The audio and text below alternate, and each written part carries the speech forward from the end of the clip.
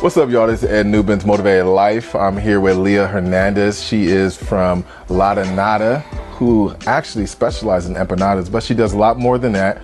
We actually just got done filming a commercial for something. She's trying to raise some money for one of her projects.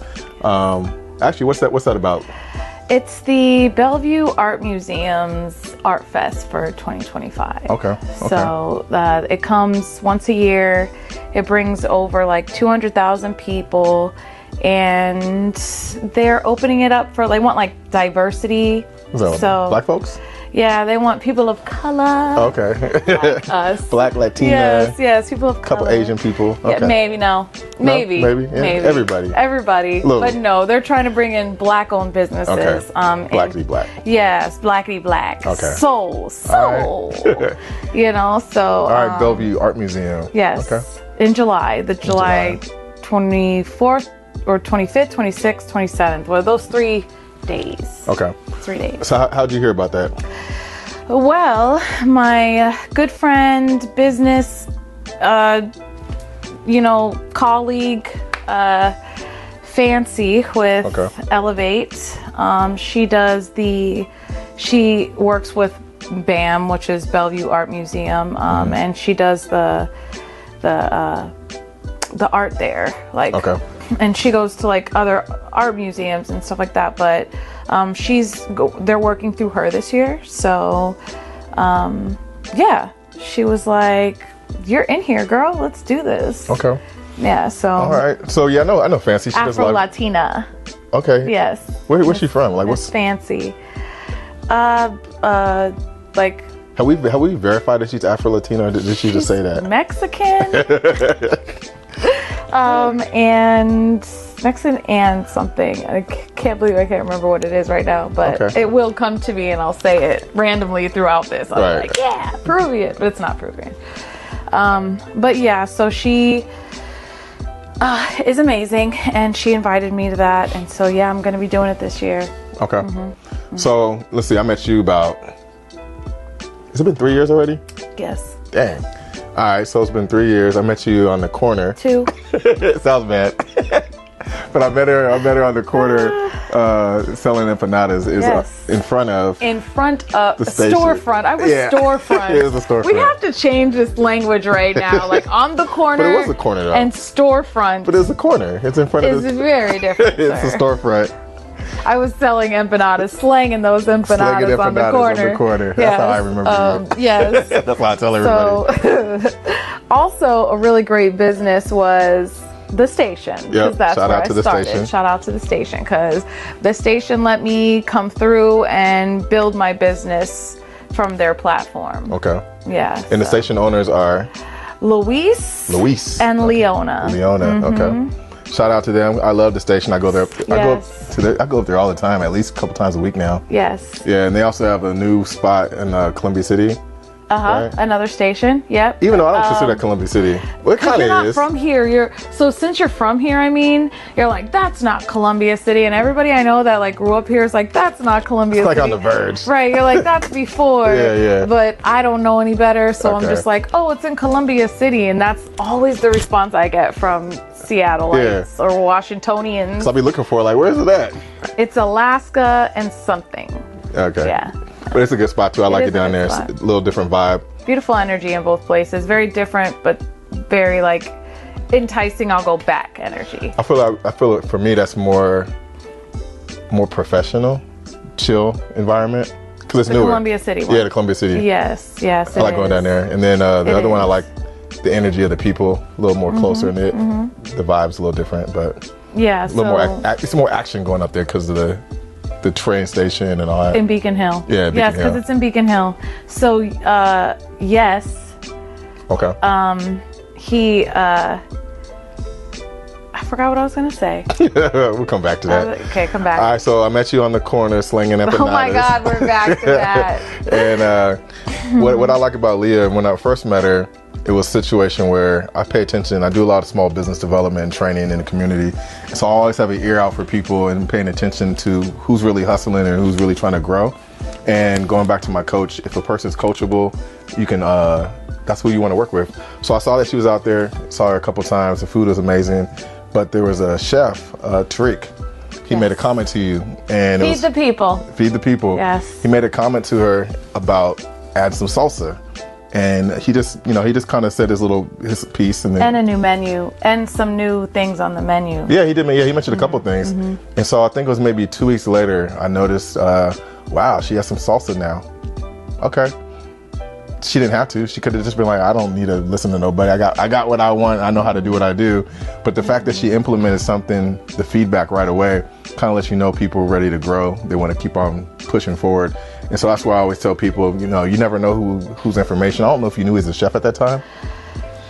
I knew about him, but not like how long he had been doing it. Not that he's like even consulting to like, that's like not just like, oh, I work at he's legit. Denny's as a chef. Nah, he's legit. He's a chef at Denny's. Like, no. Nah, he's legit. So, for me, I feel like people pave the way in scenarios, avenues, like whatever it is. There's people that already done it. And so if somebody's telling you something and it's new for you, I just don't even know why. Like, I don't see the harm in even trying, because clearly there's two things. They want to see you grow, so they're giving you advice, because some people are stuck up and they won't say nothing to you. They'll walk by, they'll be like, look at her sauceless empanadas. She has no salsa, like terrible. I'm never stopping here. And then there's people who are like, oh, have you seen this? You should try this. And so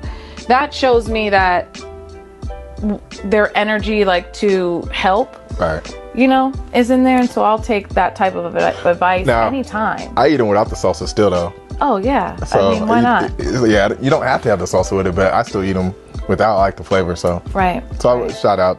They're actually excellent. I think I just ate a whole bunch recently.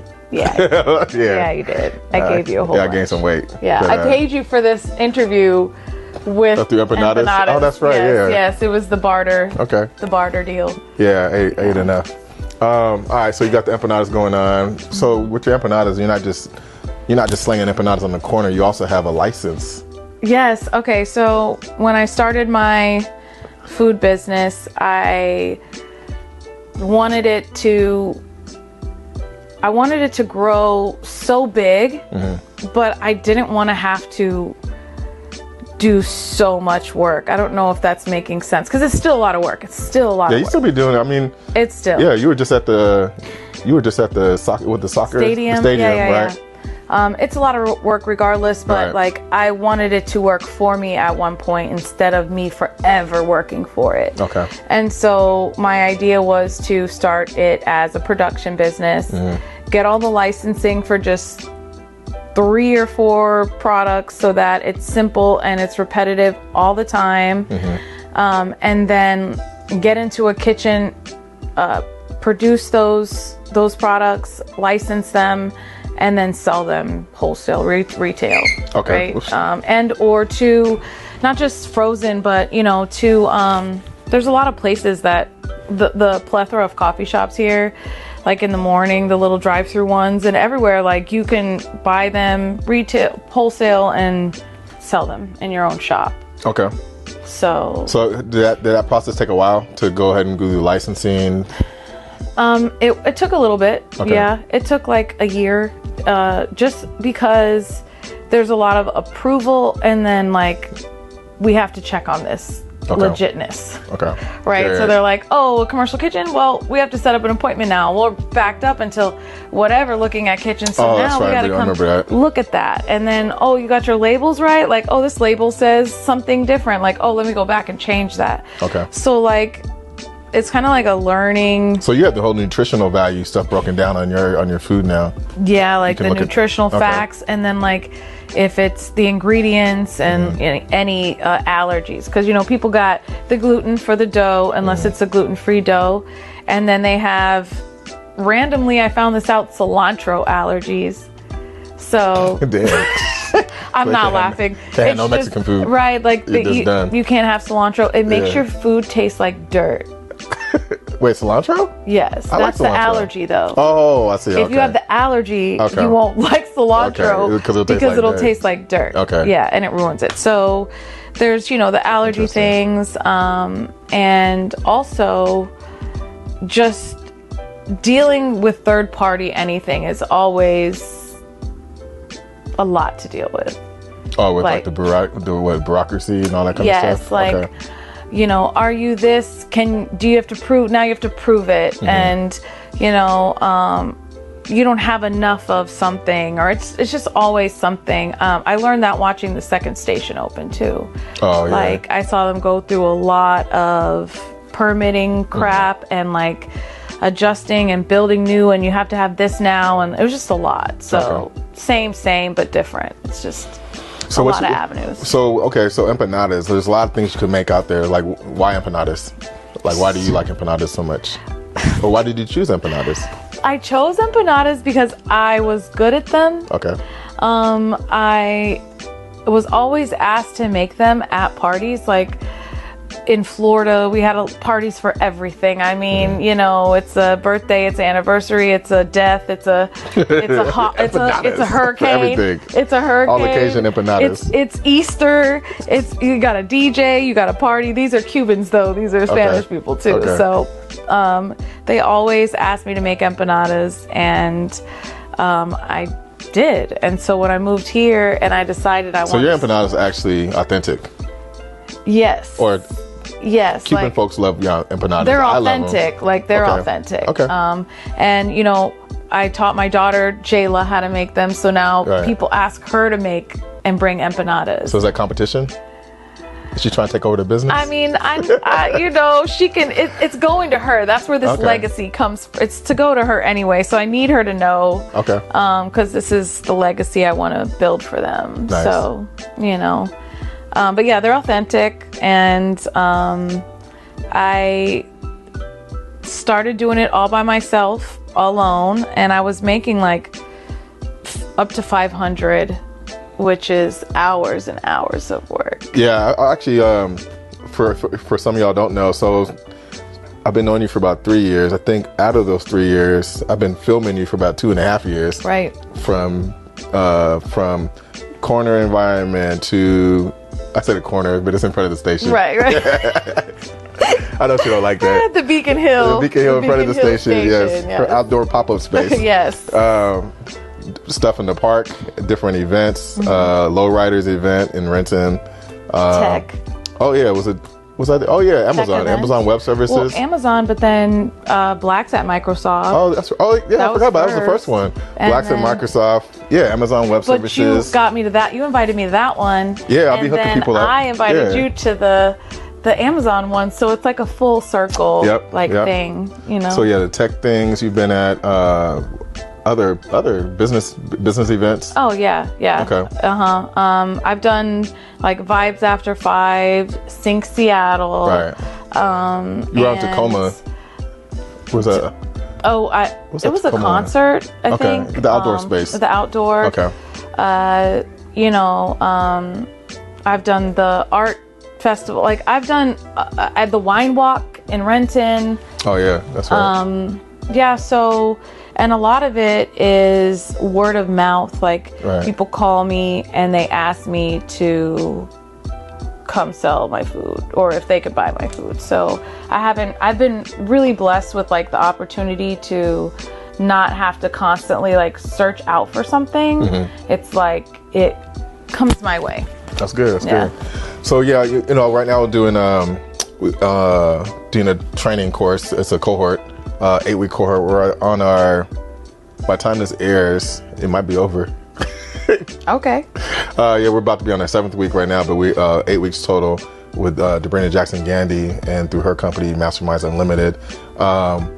One of the things we talk about too, and I'll ask you the same thing, is about, since in that cohort we have 25 people, 22 women and 3 guys, and with the ladies, one of the concerns is time management. Having a full-time business, you have other responsibilities in life. How do you manage your energy in general to do your business and do all the other duties that you have in this world? Man, so because women are like amazing creatures that have the capabilities of like life and just life, right? There's so much to us. I think it depends on who you are, to be honest. Like, I can't just say like, oh, this is how I would suggest handling your time management well, because like right now, for instance, in my stage of life, starting Lada, I'm a grandma right now. Okay. If I had some little kids, a man at home, and a job plus a dog, like half these people do, I would have very limited time to give to me, let alone my business and things like that. So I think but I did have that at one point. So you know, I think like you have to make time out of what your life is like. Like, if you have to get up and do this with these kids and all this stuff, like, I think you need to take an hour and get up earlier, or take an hour and stay up longer, or whatever it is. Like, you have to create in that, when you're in that life and space. But it's really about consistency and not giving up, because you are working with a small amount of time. I had a lot of time because, well, I've taken care of my mother, right? But only for a little bit during the day, during days. So other than that, my kids are grown, and so it's just me. And so I find just keeping myself motivated with the fact that I want this to grow so much is like is how I manage my time. And I'm not that great at it, by the way. Like, sometimes I fail drastically at it, but I've noticed in this time and space of my life, it's easier for me to take control of it than when I had all this stuff. Because even when my daughter just came to visit me, she's 24. And she was like, I'm at an event, and she's like, hey, I'm hungry. When are you coming back? And I'm like, you're 24 years old. Imagine if you have 3 of those in a younger version, and like, it's every day nonstop. Yeah, back in the days it would be Pop-Tarts. Right. Like, get some Eggo waffles and Pop-Tarts. You know, so I also I think this is important too. I sat down with like mentors and people, and I asked them questions. How to manage their time? How to manage time, how to do certain things to not forget, because there's a lot of steps. And there's a lot to forget. I forget my password on things and then change it, and then like go through that. And so now I'm like trying to create, like, you know, okay, so I know my brain works in 2 ways. I can put it on the phone, right, electronically, and it's there. But I still forget to really check that. So now I write it down and have it electronically, and then electronically tell myself to look at my writing. Right, so it's like, that's like the movie Drew Barrymore, was it 51st Dates? 51st Dates. Yeah, it's got a notepad or a sticker. Yes, like Post-its I have Post-its everywhere. I put Post-its everywhere. I wrote on the mirror lots of things to like remind me, because I knew I'm gonna look in the mirror. Like, I knew where I was gonna go. So like, when I come back past my room into the bathroom, right, there's the wall right there, and there's a refrigerator. And so I know I can see that refrigerator. So on that side, I think you might have seen it. I've seen that. Yeah, I was just thinking about actually seeing all that. Like, there's a bunch of stuff written. Because I know I'm gonna see it when I walk by there, or on the mirror. And so I try to like invade my space, right? But also, again, one more time, I'm by myself. And the last thing you want to do when you got little kids is be writing on mirrors, walls, and they'll do it too. And refrigerators. Next thing you'll be like, why are they doing that? Oh yeah, you're trying to remind yourself. So okay. So I think we talked about this before, like kayak. You're a water person. You like beach in the city. I am a water baby. I am from Naples, Florida, and we grew up on the ocean every weekend, 3 times a week. It's beach walking, it's tanning, it's just boats. We don't have that. That's like, we got the water, but people really don't go to the water a lot out actually in Seattle, even though we see it all the time. I think it's contaminated. That might be the reason. I think it's contaminated. That's what the signs say. Yeah. We used to swim contaminated, yes. As kids, we used to swim in I think that's why everybody's so passive aggressive out here. They like they swam in Lake Washington. That's a good reason. Yeah. It was the water. They it's swam in it. Something in the water. All right, so so you got the empanadas going. Yep. Even today, we were filming some stuff here in the studio space. You went to school for voiceover. Yes. Did you see me doing this though? You saw me doing it. Yeah, I just watched you do your thing. Yeah. So yeah, she does good voiceover. When I first met her, she talked about that. So have you ever thought about getting more into voiceovers? I do. I really want to. Okay. I chose a niche. I did the research. It said I should choose a niche and stick with it, like we all know we should with things. Especially with voiceover. People can do like sometimes lots of different things. Because there's different things that pop up. Like I was at Comic-Con. But like I don't want to do lots of different things. So I need to choose what I want to do, right? And so what I chose was audiobook narration. Okay. Because having to memorize and say is difficult for me. But being able to read and say, I feel like the story, like if I'm reading a story, I animate it in my brain. And so it's easy for me to do that. And I'm not trying to find like the voice or find the thing. Like I know this is my character. I'm gonna play this character, right? So I was about to have us do one there now because I learned how to do character stuff too, but mine came from a different reason. Right. Mine came through almost like through trauma. It was kind of weird. Most things come through trauma. I guess so. It's like I used cooking came through trauma. That's a good point. So I mean, I used to have to make 4 or 5 different voices, and then I got really good at it. And people are like, "Where'd that come from?" Well, I used to have to leave my own house and imagine that my dad was upstairs, and I use my dad's voice, the imaginary dad voice. And then I would act like I was replying in another voice, like a stronger voice, because there was always somebody homeless or somebody doing drugs in our building. So you wanted to protect yourself by scaring them? Yep, that I had other people there. It's real. It was real. So I ended up having really good voices to the point where when I got to school, Exxon Middle School, shout out to Echo TV, I learned video production there. Okay. And then kids would used to ask me to do skits. So like Saturday Night Lifestyle skits, I could think of that stuff on the fly. So homeroom, we used to have homeroom back in the days. So they requested me to come to their homeroom to do a whole skit. And I'd be on the fly thinking of it. And I had all these different Swedish voices. I don't even know where it came from. And they'd be like, yo, where's this coming from? I said, I don't know. It's in my brain. Who are those 3 white guys that do live comedy and they come up with stuff on the fly? Oh, I don't know. Like kind of like the improv stuff. Yeah, I'm not sure who they are. They're like, they have a show. Okay. I can't remember their names right now, but yeah, they would just be like on fly somewhere with like, a little earpiece in their ear, and they'd just be like, okay, you're this in this store, go. I'm gonna start doing that actually. Yeah, I was gonna do it now, but I was like, wait. But I do like crazy stuff. I thought it was crazy because it's just how I dealt with stuff. Then I realized, no, a lot of people do that. There's a lot of us that use different coping mechanisms, painting and film. Right. So you got the voiceover, the cooking.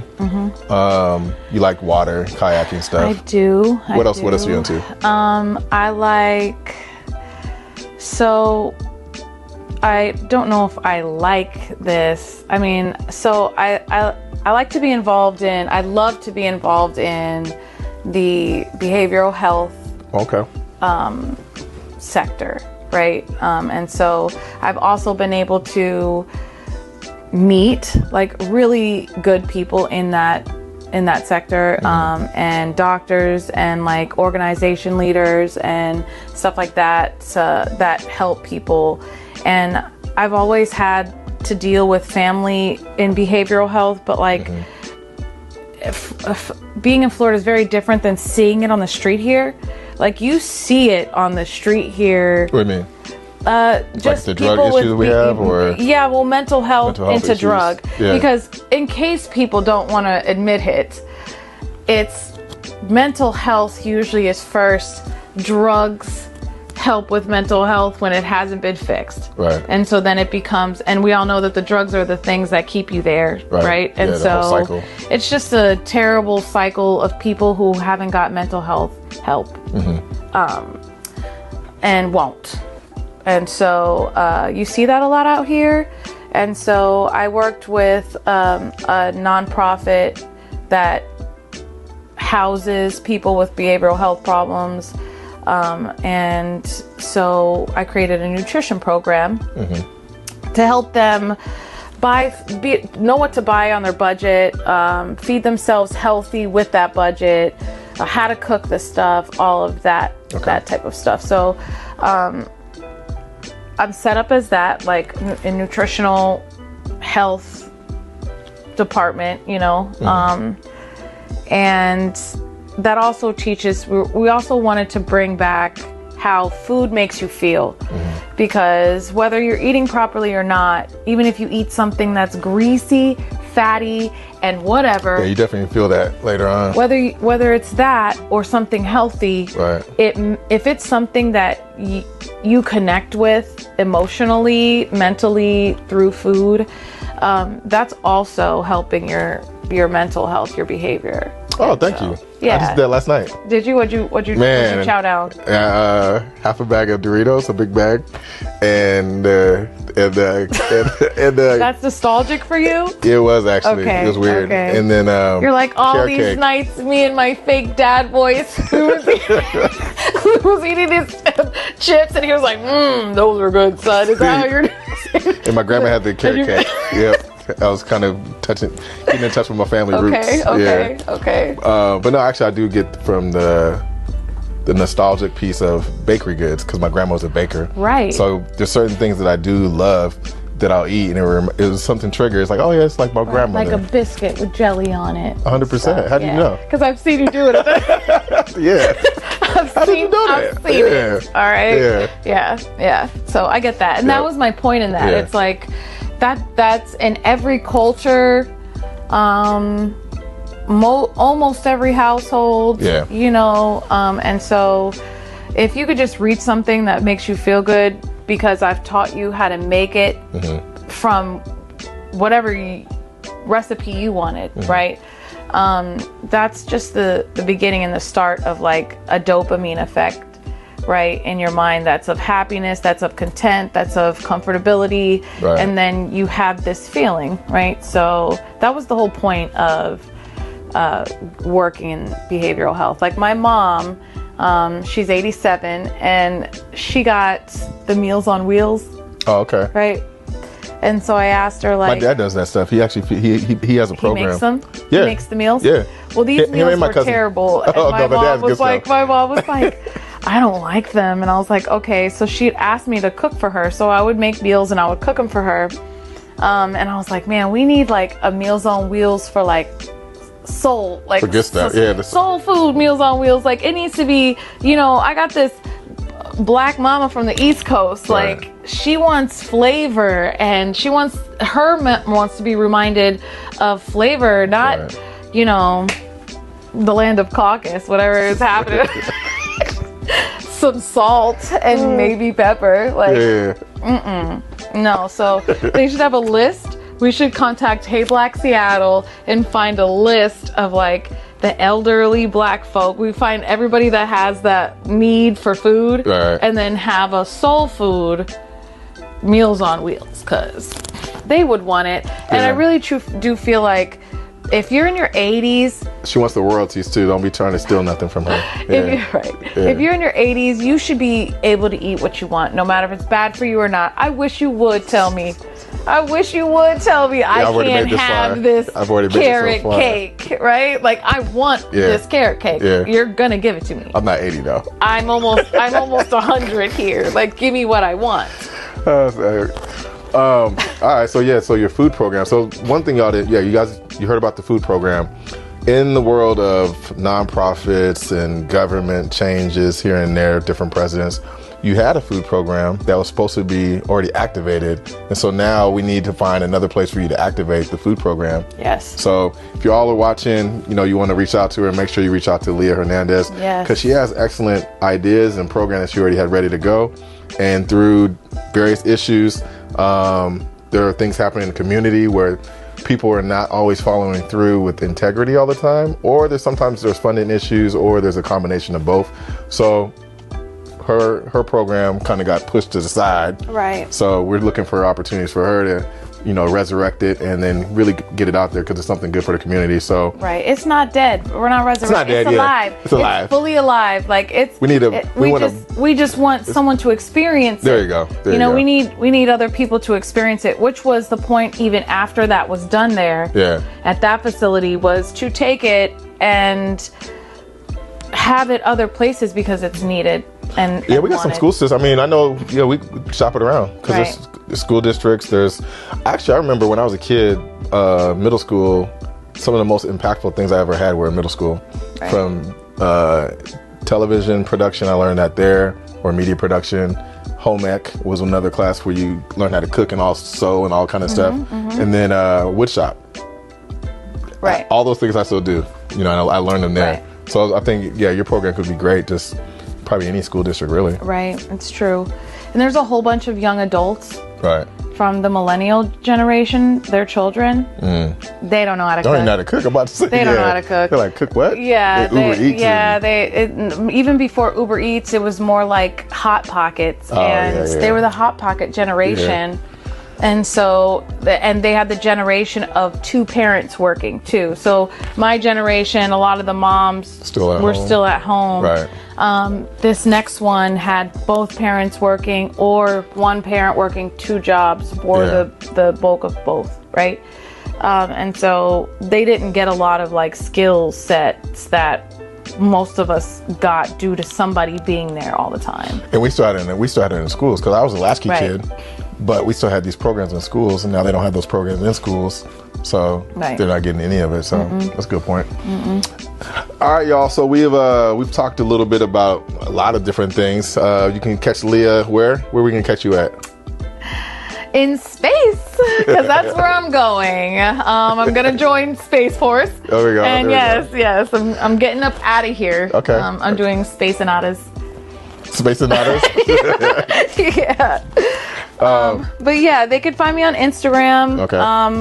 Lada _ which is LADA _ NADA _ and I have a form on there to like order if you want. Okay. I have my website ladanada.co. And what else do we got? You got the event coming up. Yeah, so I post where I'm going and what I'm doing. And this summer I really wanted to go back to the station and do more pop-ups there. Yeah. Just because that space is what gave me like the energy to do all of this and continue and enjoy it and love it. And so I always like to go back there and just be in that space. And so I'm there. They post when I'm gonna be there. And on the side note too, what's funny is like when she's not there, and I see somebody else up there sometimes. Mm-hmm. Yeah, we all kind of we don't. It's like a gang. We don't support the person. We like, and what you doing? Okay, I've supported. I've actually bought something from people. That's nice. You should. And I'm just like, yeah, it's not the same. In my brain, I want to tell them, don't get comfortable out here. Yeah, this is my territory. Clack, clack. Remember I told you that? You just said it's gang stuff. Malibu's most wanted right here. Keep that Florida stuff at home. Yeah, so you can find me there online, and you can make orders. If you have like a office. Like, they do like office lunches, like I do all of that stuff. So if you're thinking like empanadas instead of getting the pizza or whatever, you could reach me that way. Now I know you do more than empanadas though, because you also are a good cook. So do you still do that at all? Or yeah, I do like just being personal chef. Yeah. Yes, I do that. I can meal prep. Okay.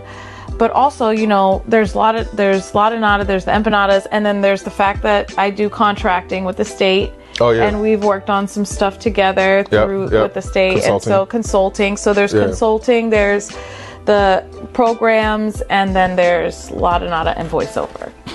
There you go, yo. Yeah. I never said that all together. You gotta. Man. Yeah, you gotta throw it out there. You gotta let people know what you're about. Yes. So So this is Ed Newbins. I've been here with Leah Hernandez of Lada, and we're out. Peace.